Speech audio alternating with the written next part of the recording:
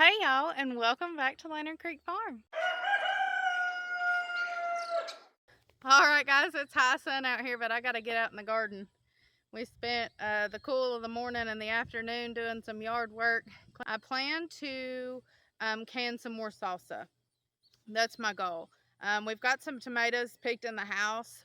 They've been picked for quite a few days, and so they're going out.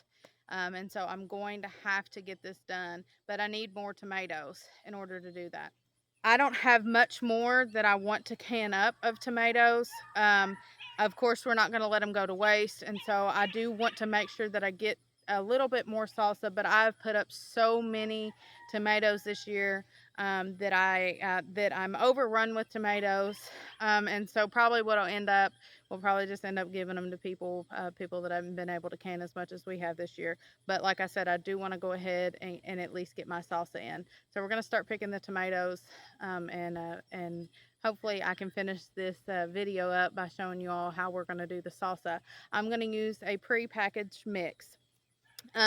Usually I just make my salsa. I put my peppers and my onion and all that in, but I found an easier way to make it this year, and it has a wonderful flavor, and we really like it. And it's the Mrs. Wages like package, it's like salsa mix or something, and we got the hot, it's a canning mix.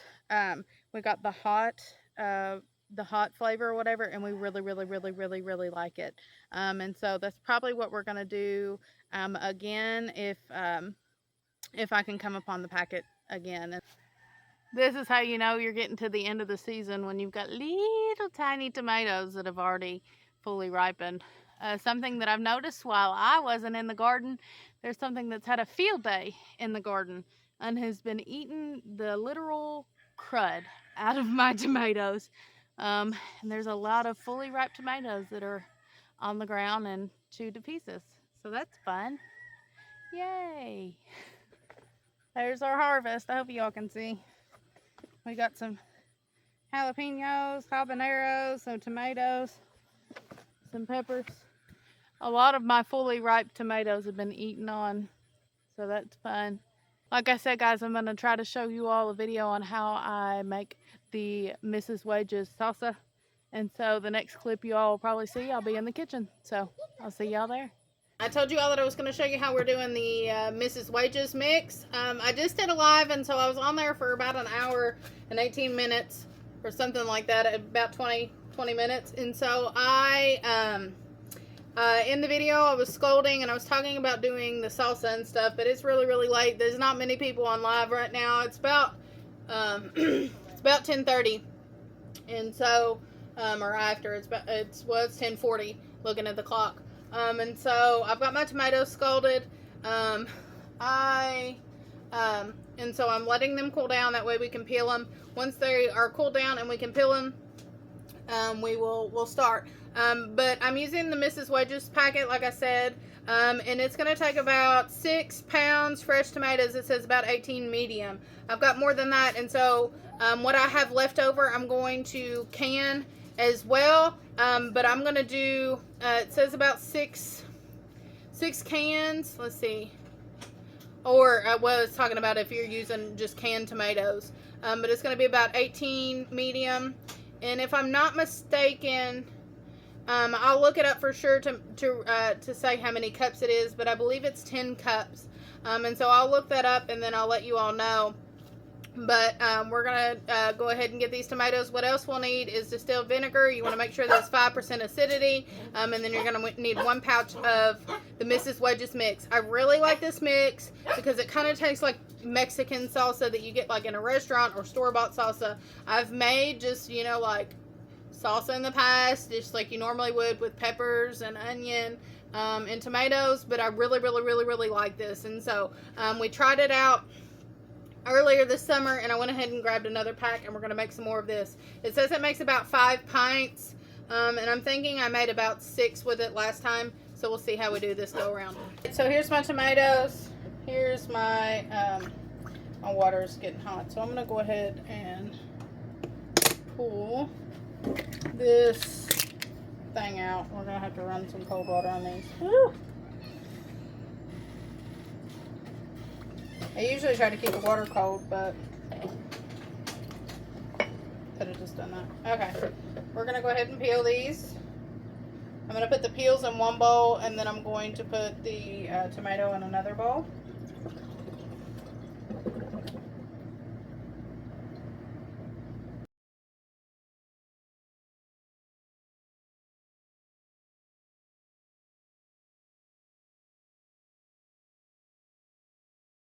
Got my last cups of salsa, or my last cups of tomatoes for my salsa here. I'm gonna go ahead and pour them in this bowl. And so we've got 10 cups here. I'm gonna try to get in the camera. We've got 10 cups here. We're gonna go ahead and pour them in this pan. And one of the best things about this, besides the taste of the Mrs. Wedges, is the only mess you gotta make is with the tomatoes. After that, you're done. So we went ahead and scalded our tomatoes. We cut them up as you all seen. We've got 10 cups. So I'm going to read the next step for you. It says combined tomatoes, Mrs. Wedges, white distilled vinegar, but you can use whatever vinegar you want, and Mrs. Wedges salsa mix in a large non-reactive saucepan. Do not use aluminum. Bring mixture to a boil, stir occasionally, reduce heat, and simmer for 10 minutes. Stir occasionally. Salsa is ready. Now we're going to can it after this. So it says can, prepare home canning lids and in jars according to manufacturer's instructions. Sterilize jars, pour hot salsa into hot jars. Leave a ½ inch head space. Make sure you get the bubbles. Wipe the rims, just like what you normally would do with canning. We're going to process these in a water bath canner for 40 minutes. Every time I get on here, this dog is barking tonight. I don't know why. And then we're going to let them sit for a day, check the seal, and then we can put them in the pantry. If it does not seal, it says you can consume within 1 week. But we're going to go ahead and get these into the pan. So like I said, the directions is to go ahead and put the tomatoes, your distilled vinegar, which calls for a ½ cup of distilled vinegar, and then the salsa mix we're going to bring to a boil, and then we're going to let it simmer for 10 minutes, and then we'll go ahead and put it in our jars and then our water bath canner. You all ask for these cooking videos, and every time I'm grossly underprepared. It is 11 o'clock. I don't know if I said it in the beginning of this part. I have not even made supper. I was doing the live. I haven't even made supper. My husband is out coon hunting, and so hopefully he comes in after at least I get the salsa on, because once I get the salsa on, I will start on supper. Go ahead and pour these tomatoes in.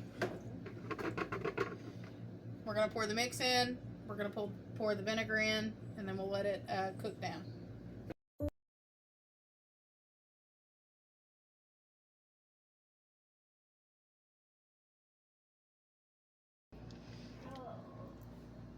Look at that. Ain't that so pretty? And as you can see, I do cut my tomatoes. Sorry, moving the camera. I do cut my tomatoes in pretty good pieces because it's going to cook down. And it's not only going to cook this time, but it's going to boil.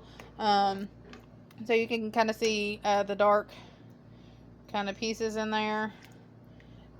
It looks horrible on camera. I don't know why it looks so bad on camera, but it's actually beautiful in person. That is your salsa mix. So it's got seasonings, pepper and onion, and it's all, you know, just dried, dehydrated, and you mix it all together. It rehydrates, and it makes an amazing salsa. Lakin said it smells good. It really does. It smells really good.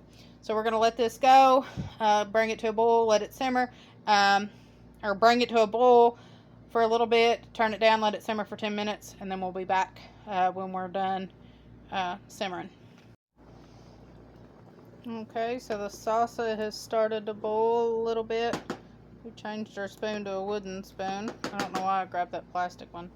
I guess just to make more dishes for me.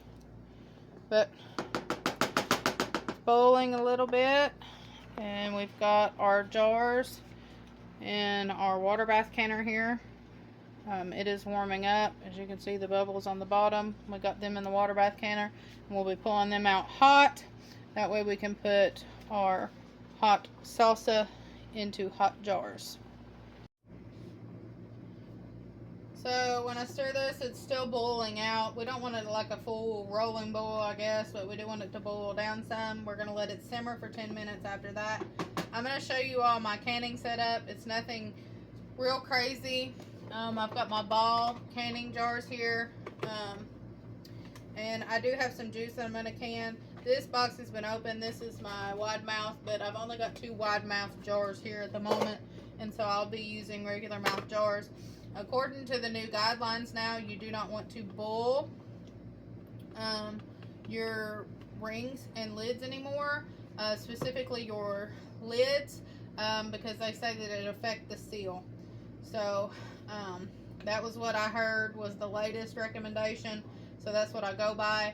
A lot of times I will just run these under warm water just to make sure they're good and clean. But I do not boil them any longer. We do not have to add any salt to these because the mix is done ready. All we had to do was add the white distilled vinegar inside it when we boiled it.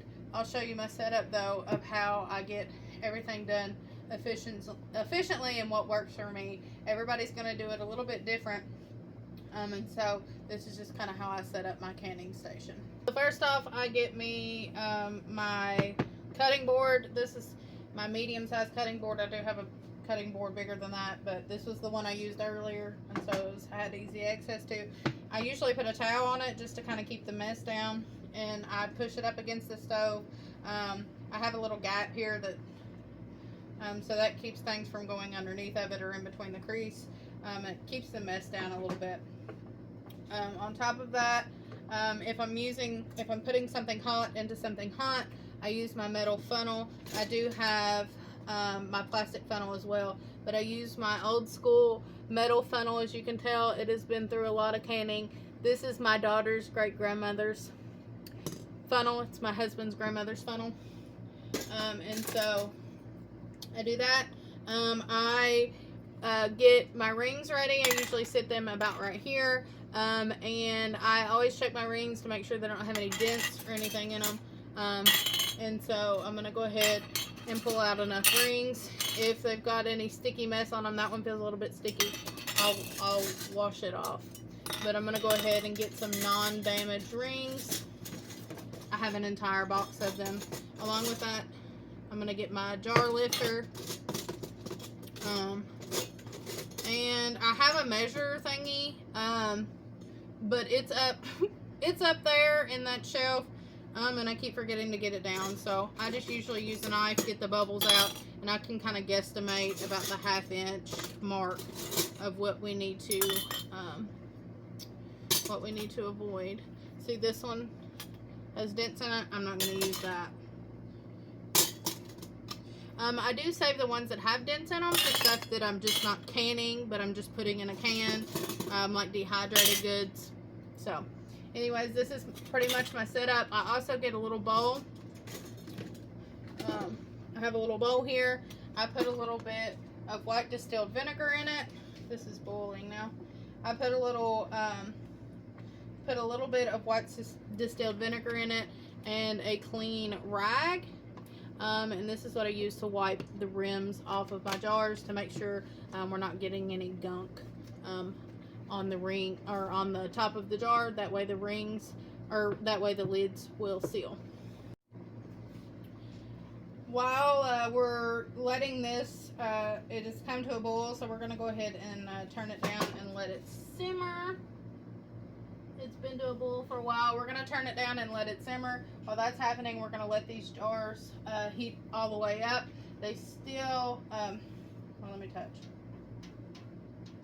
That needs to heat up just a little bit more. It's warm, maybe hot if I have my hand to it, but I don't want to get burnt. But it needs to heat up just a little bit more, and then we'll start filling the jars up once this is simmered. Once this is simmered for about 10 minutes, those jars will be ready. So here in about 10 minutes, we'll go ahead and get everything put in the jars, and then we'll water bath can, and I'll show you a little clip of me getting the jars ready. Alright, while this is simmering, I was working on a little kitchen prep, and so these jars are ready to go. This is ready to go. I do have our supper prep, actually. It's 12 o'clock in the morning. I'm just now getting supper on. I tell you how busy we've been. Lakin is actually fell asleep on the couch with the puppy, and so I'll have to wake her up for supper. We did have a late lunch, and so I'm not starving my child, but it's been busy. So she'll get up and eat when we get done here. She's used to staying up with mommy. Usually I feed her before I start canning, but it just didn't work out that way this time. And so sounds awful. I sound like a horrible mom. But we're going to go ahead and pull the jars out, get the salsa in the jars, and I'll show you how we do that. So this is the kind of dangerous part here. I'm going to go ahead and pour this hot water out. This is where you can get pretty hurt if you don't know what you're doing. I'm going to go ahead and pour the hot water out. We want to make sure that we're putting hot salsa in hot jars. If not, we'll probably have a problem there. We're going to go ahead, take this. Forgot to rinse these off. Okay, I rinsed my lids in warm water. Now we're going to fill our jars. Meanwhile, I'm leaving the other jars in there. That way they stay hot. We're going to pour our salsa in. Like I said in the beginning, this is supposed to make 5 pints. And we want to make sure we're leaving that 1/2 inch head space. We're going to pull this off. Get our air bubbles. Take our clean rag. Dip it in a little vinegar. We're going to wipe the rim. Then we're going to dry the rim.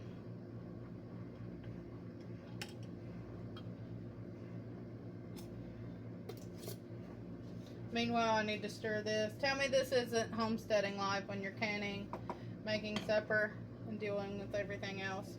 We want to make sure we put our lids on tight, fingertip tight, not super duper tight. I have a problem with that. I've ruined lids in the past putting them on too tight. So now we're just going to put this directly back in and grab another jar out and repeat the same process. So we're going to put this on. I'll show you all one more time. Going to put this on. Fill our jar up.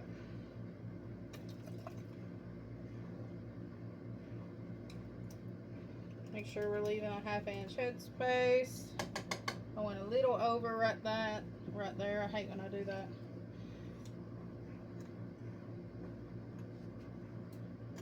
I have to ladle some out here. Usually with tomatoes though, if you take some of the bigger chunks out, you'll get, there we go. I took some chunks out.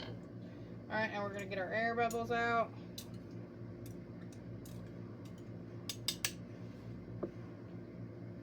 Find another spot on the rag and get it damp. Wipe the rim. See, I got quite a bit on that. Wipe the rim, then wipe it dry. Make sure there's no food particles on there. Put the lid on. Put your ring on. Alright, well, that's how I do it. That's my process. I'm going to put these in and then I'll show you all what they look like in the canner.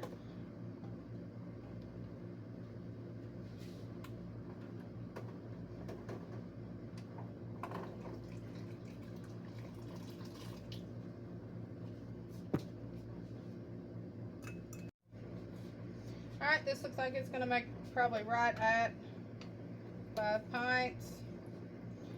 This is the last one. I've got 2 other jars in there, and I'm just going to leave them in there.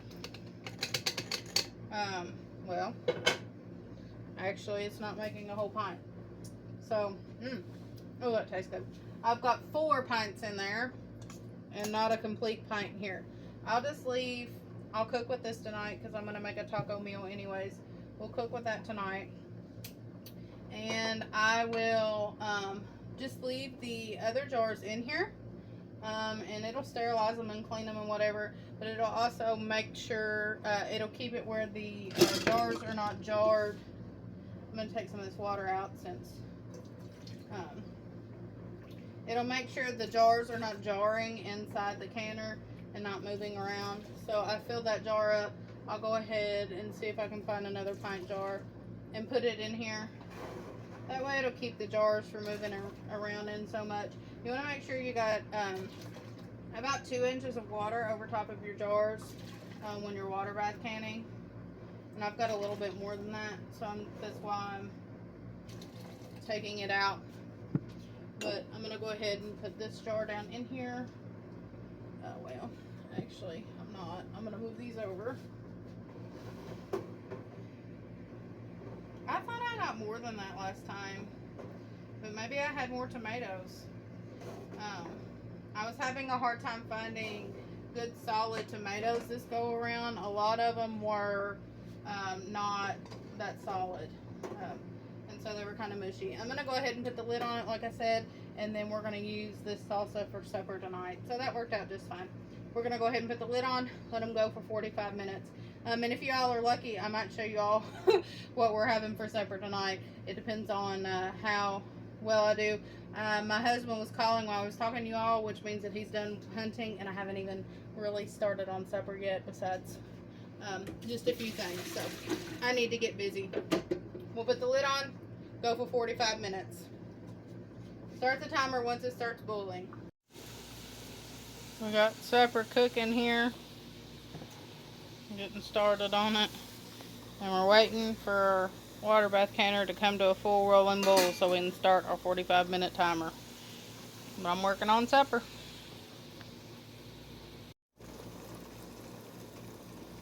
Time to start the 45-minute timer. Jars still have another 20 minutes, but supper is done.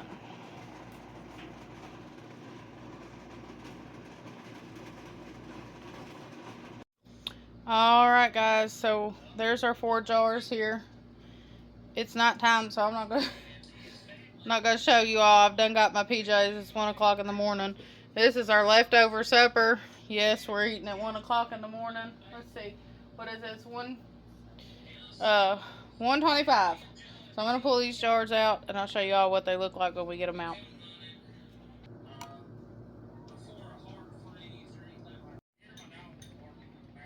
There they are. And we just had that half a pint with supper. As you can see, it's kind of a taco-y dish, or I guess you couldn't see it, but it was a taco-y dish, and it calls for some salsa, and so I just put that in there, and it was absolutely delicious. So we'll let these go, and then you hear the popping. We'll check on them tomorrow, make sure they have sealed. The rule is you take the ring off. Do not leave the ring on your jars. If you have a false seal, you'll never know because the ring on your jars will hold it on there. So we don't want that. So we'll take these, we'll clean these up, and when they have sat for a day, then we'll take the rings off and put them up in the pantry.